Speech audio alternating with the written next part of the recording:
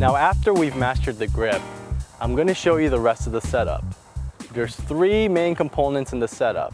It's the aim or alignment, the stance, and the posture. I just want to let you know that the setup is one of the most important things of golf.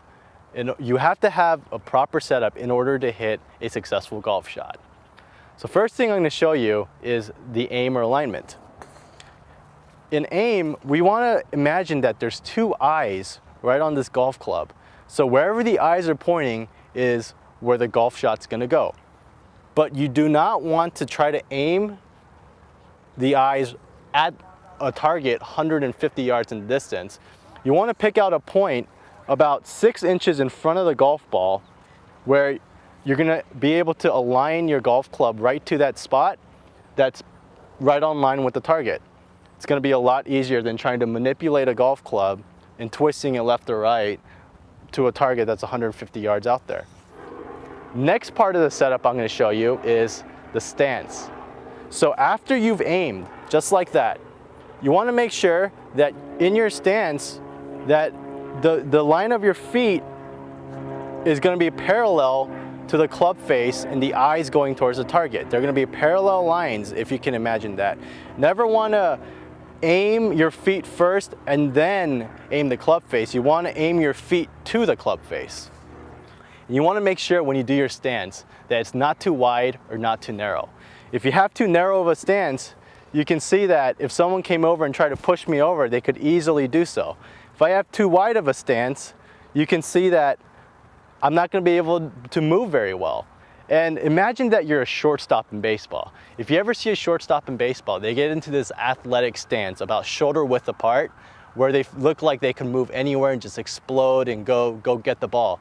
That's the same thing we want to feel like in a stance, about shoulder width apart, so that we're able to still move, but we have the balance in our golf swing.